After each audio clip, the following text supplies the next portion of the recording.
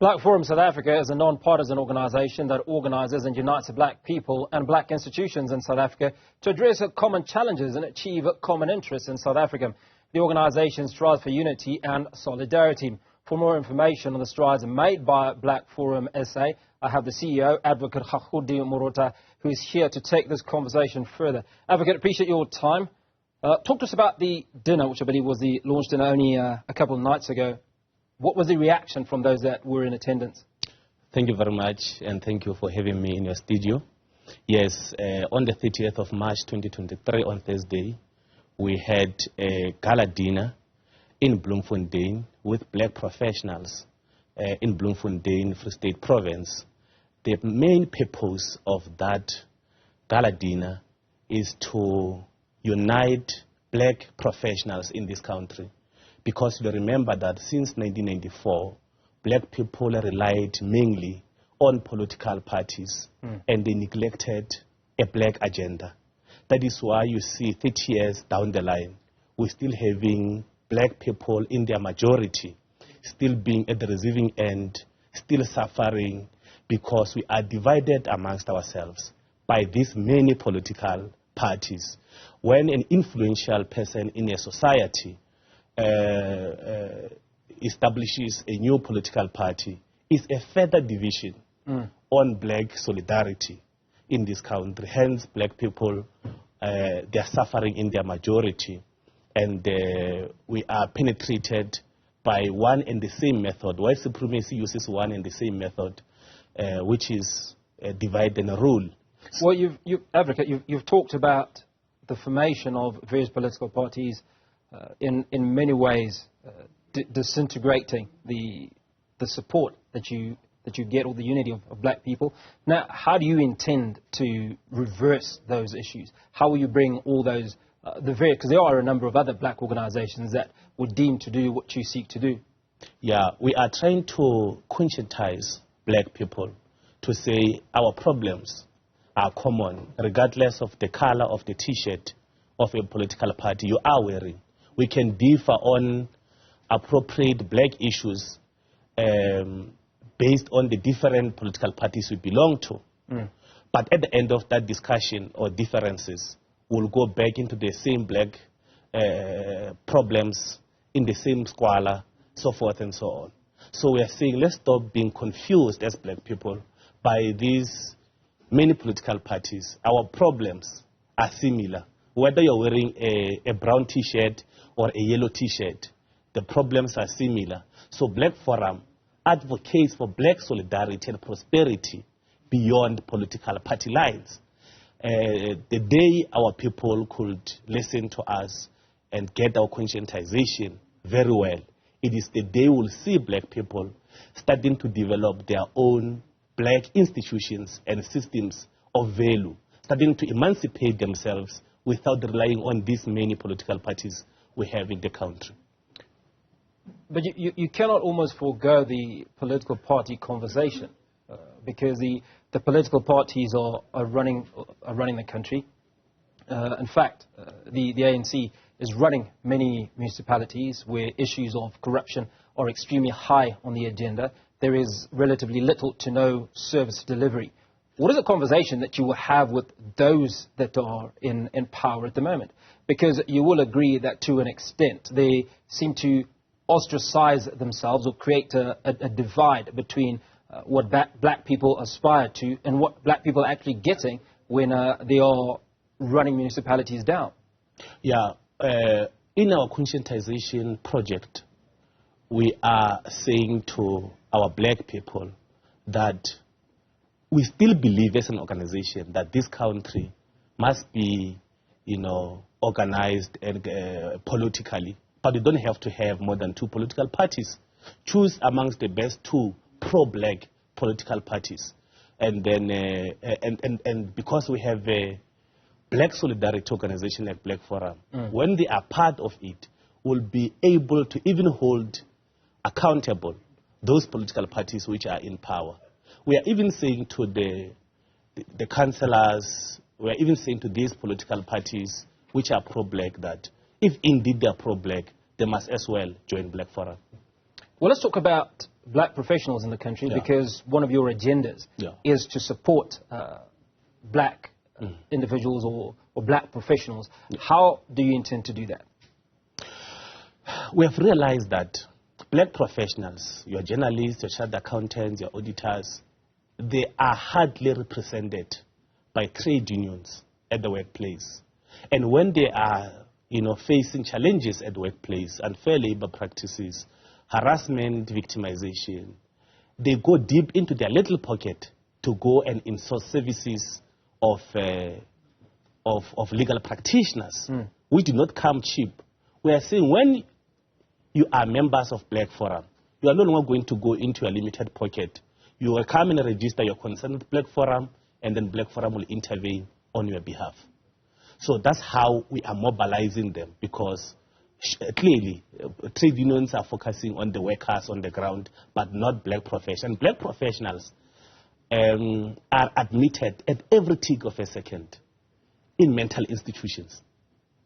I can tell you, when you are litigating against a big company like big companies in the private sector, you don't intimidate them because you don't have a financial muscle to can run a litigation, a case for over 10 years. They'll stretch you. They'll dry you up.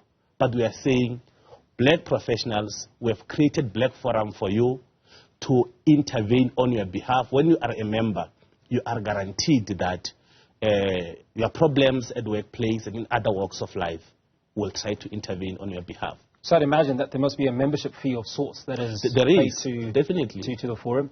What are these fees? What are these fees? And what's in it for the black professional that joins the organization? What we are doing, because we are not only protecting them, we are not only contesting white privilege and black-on-black victimization, we are also establishing black institutions and systems. We have appointed consultants at this point in time. They are accrediting a Black Forum basic education schools, primary schools. So we'll be launching primary schools across the country.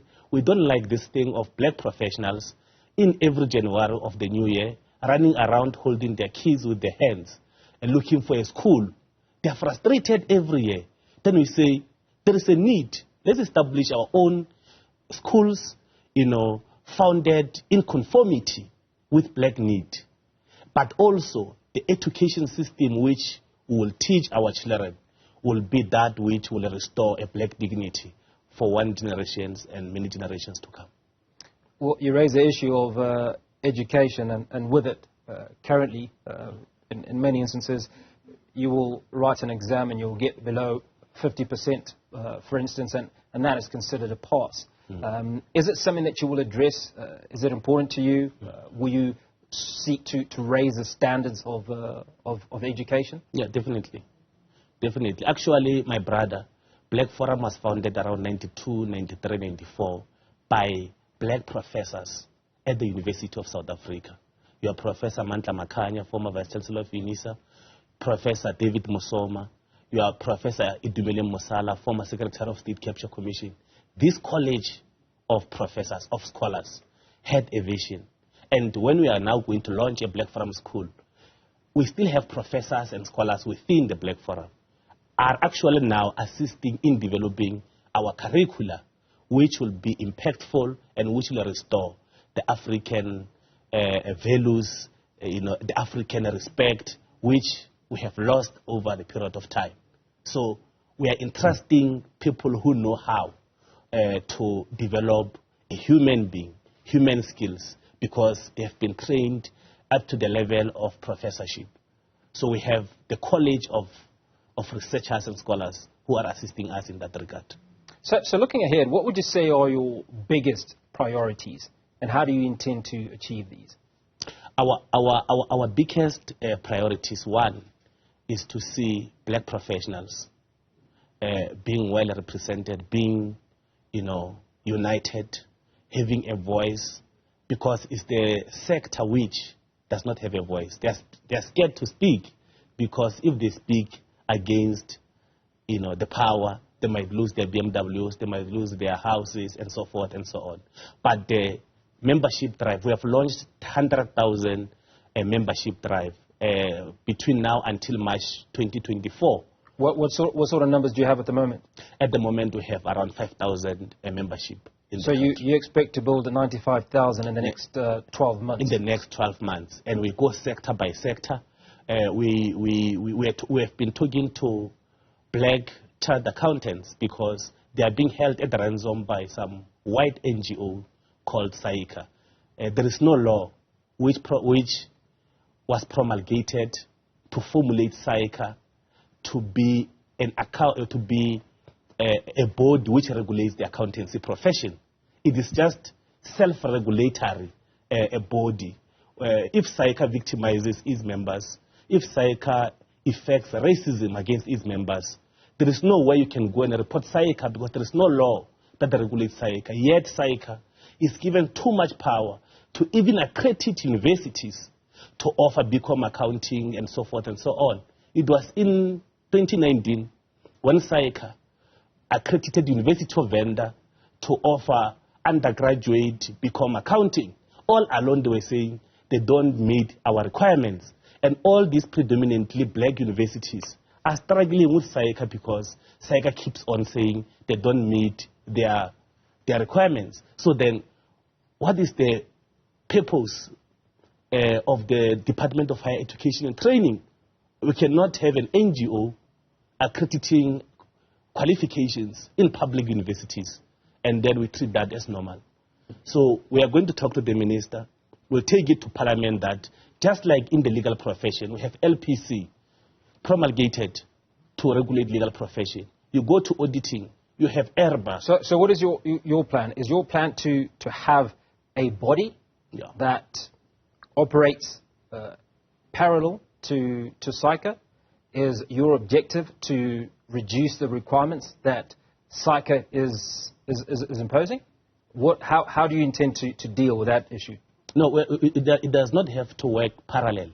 We need the Parliament to promulgate a law which says we are establishing this professional body which is going to regulate the entire accountancy profession in the country. That SAICA could remain as a training hub, but not the main institution which regulates the accountancy profession. So you want this power that SAICA has established taken away from them? Yes, because in 2002, the World Bank was invited here to conduct studies on the standardization and uniformity within accounting and auditing profession. And the regulations, the outcomes are clear, where the World Bank says, but how is SAICA given so much power to regulate the whole process? Who holds SAICA accountable? Because there is no law which does that. And then also at that point in time, auditing profession. Auditing profession based on the outcomes of that World Bank investigation, they established ERBA through the rule or through the law as a professional board to regulate auditors. But SAICA, they chose not to implement the recommendations of the World Bank. Advocate, appreciate your time on the show this afternoon. We were speaking to Advocate Kgagudi Morota, CEO of Black Forum South Africa.